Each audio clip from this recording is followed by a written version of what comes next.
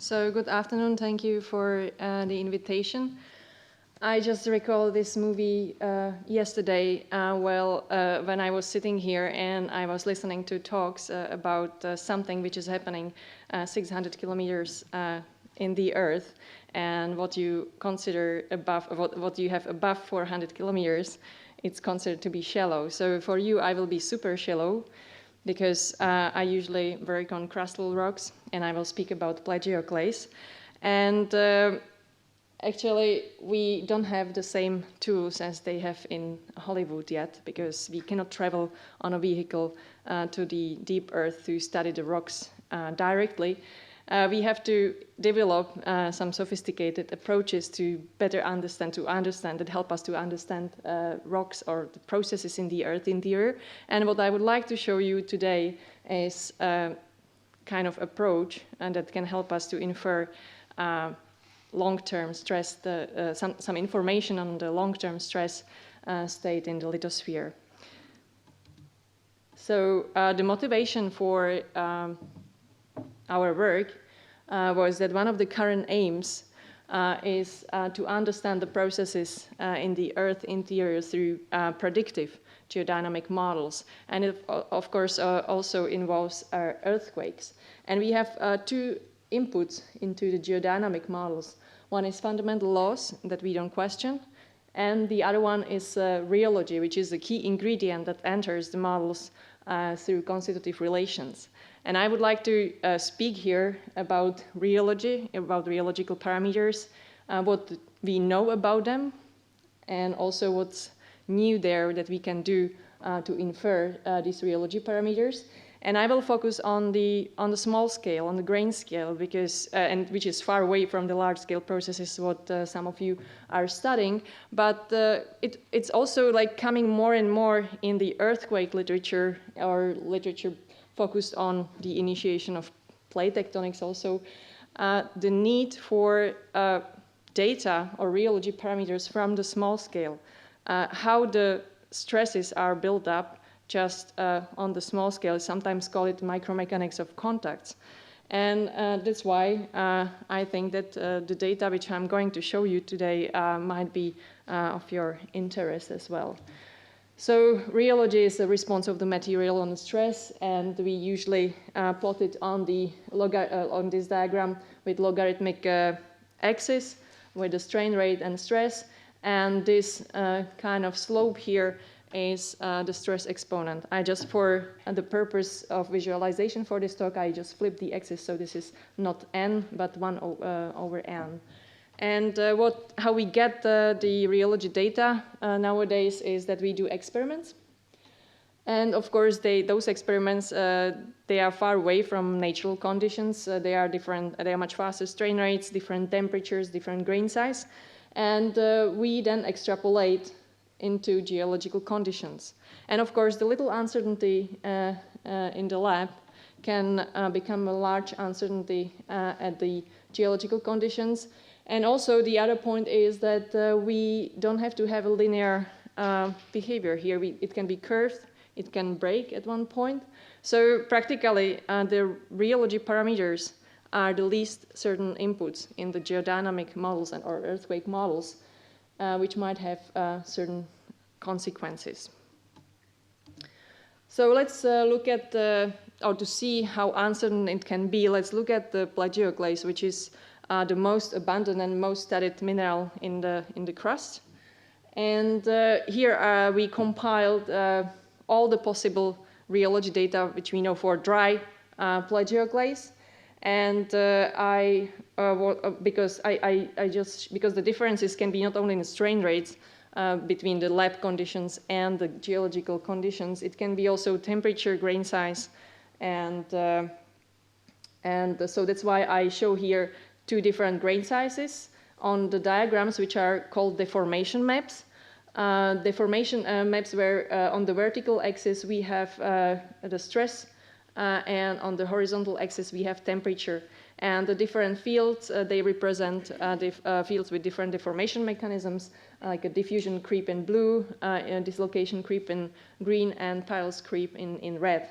And this is like this red rectangle here is representing the geologically relevant conditions.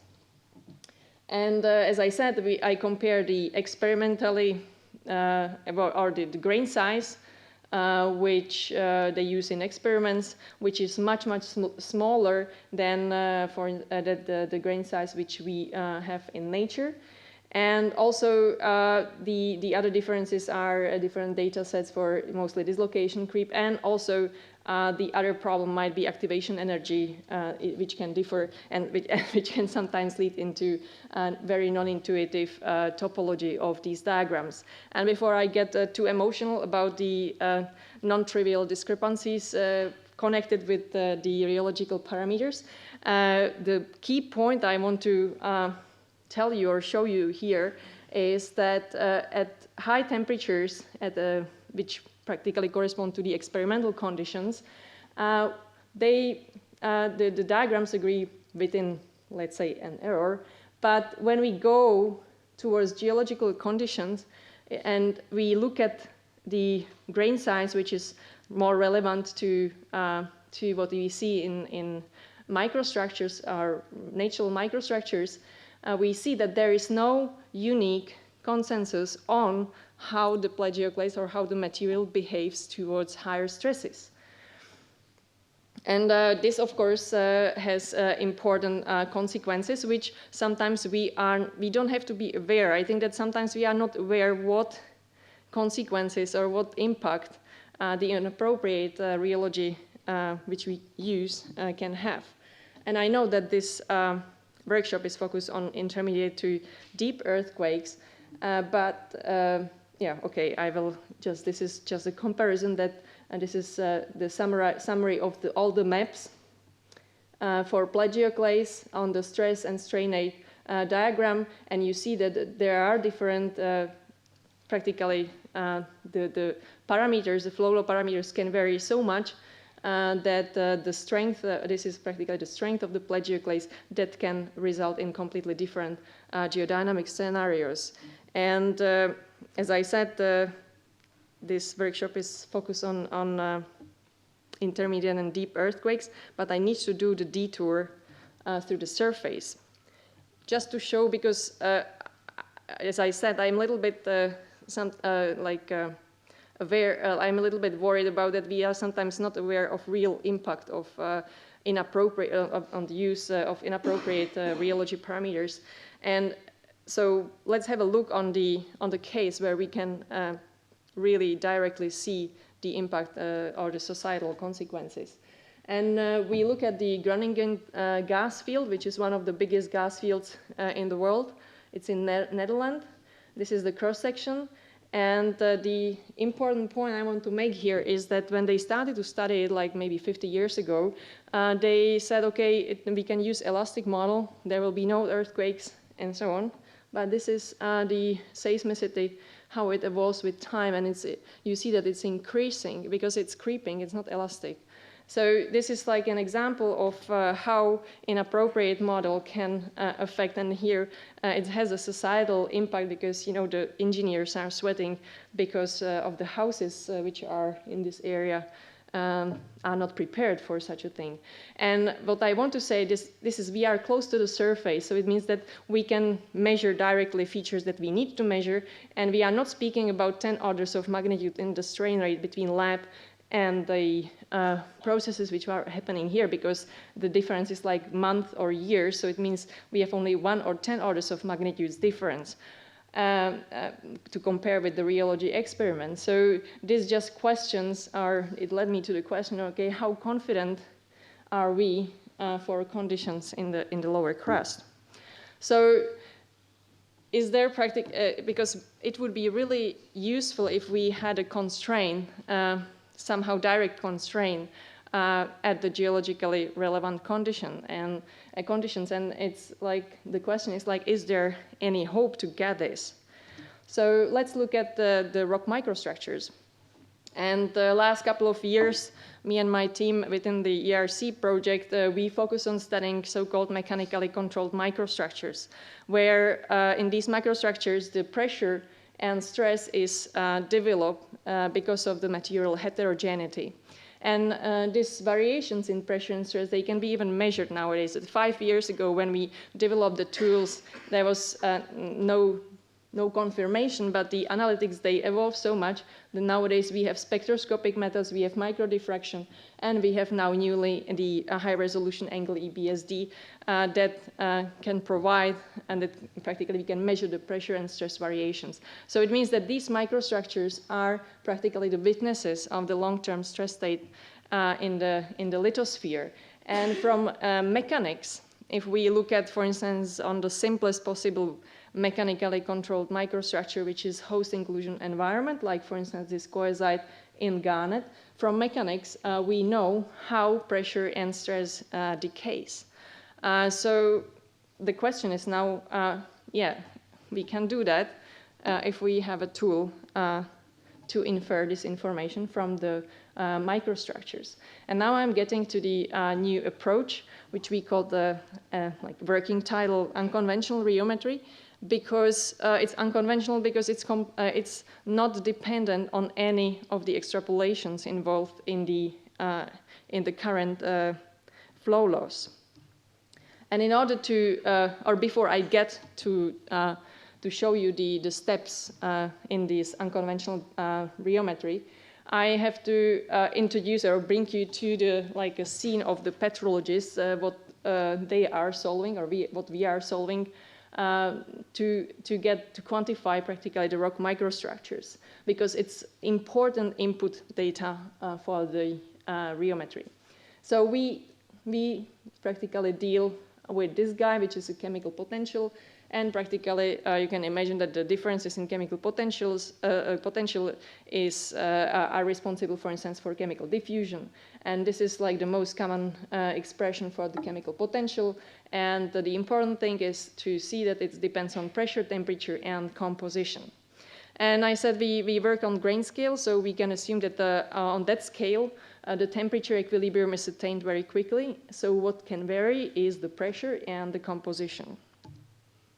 So we can have practically two cases where we can have a minerals or microstructure with the zoned, chemically zoned features. And one can be explained from classical point of view, where we deal only with chemistry. If we have a chemically zoned mineral, there would be a difference in chemical potential, and it would try to diffuse. But we can also have differences we can have variations in pressure. And if you have variations in pressure across the grain, which is a solid solution, we would expect that there would be a redistribution of the chemical material. So the zoning can be practically controlled by the pressure variation. And there was no quantification method that would explain that feature a few years ago, and we focus on developing the quantification tools for these systems under pressure gradients. And we took inspiration for instance, coming from gases, where the nice example is the atmosphere. It's practically you have a system under pressure gradient. There is a pressure gradient here, and you have layers with different densities. The same thing is in hydrocarbons reservoirs, where we have layers. It's a like system under pressure gradients in equilibrium, where we have systems with different density. These were gases, these were liquids.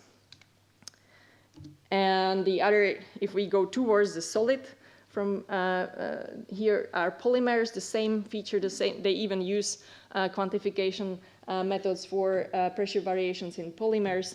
And when we get to solids, it's with question mark, because it's mostly a target of the current research, for instance, in lithium batteries, and also in geology, to practically quantify these pressure variations, because they can lead to the redistribution of the chemical components in the solid solutions, and thus the chemical zoning.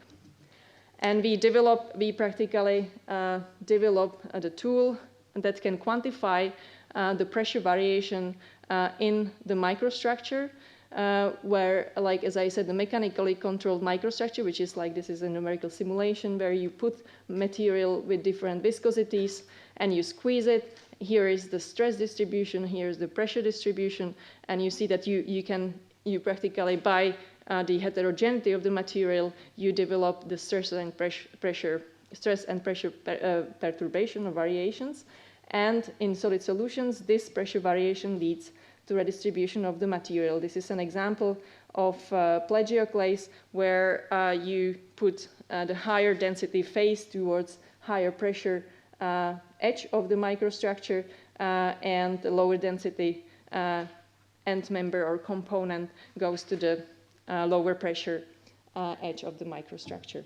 And of course, when we look at the chemical potential equation, we can then, because we know the composition, we can then quantify the pressure profile, the pressure variation across the grain. And this is, that's why I wanted to explain here what's the on the background of this method, because this is the pressure values are the important inputs in the unconventional rheometry. So let's go to the key steps of our rheology tool. So the first step is practically completely independent of the current or the classical rheology extrapolations, because it's based on equilibrium thermodynamics, and we derive from the zoned mineral, we derive pressure profile. We get a pressure profile. And then from equilibrium thermodynamics, we get to classical mechanics. And we have two steps. We practically use the force balance equation because we have a pressure profile. So we can practically use this to get, to transform the pressure to stress, differential stress. And then we use a continuity equation for incompressible case, because we assume steady state, to practically get the strain rate information, where we put it on the, if we put it, we don't get absolute value of strain rate, but it does not matter, because on the, if we put it on the log diagram, we assume the inclusion host environment, we have radial coordinates, we practically get the decay of the stress and strain rates. So we practically get the slope. It means the stress exponent on this diagram directly from natural microstructures, and it's independent of the classical rheology extrapolations. So we, as I said, we can get from the log space, we can get the stress exponent, where if we look at how it decays, how it behaves across the microstructure, here is the the reddish part is here. It means that we are close to the inclusion. This is the decay of the stress exponent across the grain. And if we look at the semi-log space, we can derive critical stress, which is practically the boundary between Newtonian and nonlinear behavior. So now let's look at this, how the N decays with the space. We look at this is an example of what you can derive just now. I don't know how to get it back here. This is how I will show you the data derived from one of the cases of the zone mineral, and this is how it looks like on the log diagram. And you see that normally from experiments you get 1 point per experiment. Here we got from one grain the whole range of values, so we can practically derive the power law, the stress exponent. And as I said, now we get to the problem, because we are not problem. We get to the point where I said we don't get absolute values of a strain rate. And so once we get the slope, now we can speculate, because we practically can shift this line across the range along the horizontal axis, which is the strain rate. And before I go to this game and tell you the best fit we found, I want to put on the background these known things. Like this is the diffusion creep line, this is the dislocation creep line, and this is Pyrrhus creep, where we have only one data point so far for plagioclase. So now let's go to the game. As I said, we have this slope, but we don't have, we are now searching for the absolute value of the strain rate. And so we can put it like practically completely towards very slow strain rates, where it is very close to where the diffusion creep is dominant. And you see, first of all, it does not correspond to the slope of the known diffusion creep data. And when we explore this case, we also got unrealistically high stresses, which we have no indication for such stresses from independent studies.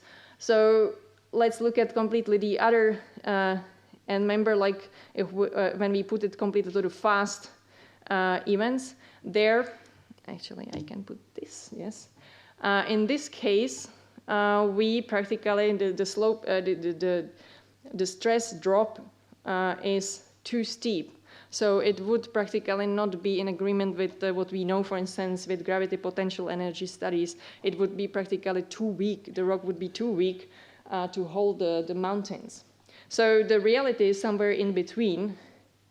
And we got the best fit when we were near the region of the dislocation creep line. You can already see that it's very similar in the slope. We also get the majority of the data on the stress exponents were between 2 to 3. And it was independent on grain size. So we, based on the fit or our exploration, we are somewhere here. And then if we did the best fit through our data and connected with the measured point for the Pyrrhus creep, and so this is how it looks like, our best fit. And then we compare it with these two lines, which are practically the extrapolation, the rheology extrapolations from the maps and the deformation maps I show you. There are two, like how they are extrapolated from the lab data. There are two lines because there are two different data sets for dislocation creep, the only two that are existing. And this is, I think, very important information for also earthquake community, because what we, especially intermediate earthquake, or maybe deep, I don't know, because what we see here that the stress build up much faster, or there is a much bigger, much steeper, stress build up, and it also shows that the rheology is much stronger than what was previously documented by the experimental or the extrapolations. So to conclude this is that we have mechanically controlled microstructures, and they can provide information on the stress state, on the long-term stress state in the geological materials. And this method practically uses samples directly from nature. So it means we deal with natural temperatures, natural grain size, and time scales. And the beauty of that method is practically that it's completely independent of conventional constitutive laws. So because it's only based on equilibrium thermodynamics and classical mechanics. And of course, this was an example on plagioclase, but this is applicable to any solid solution, like for instance in olivine, on olivine or pyroxene. So I would finish here.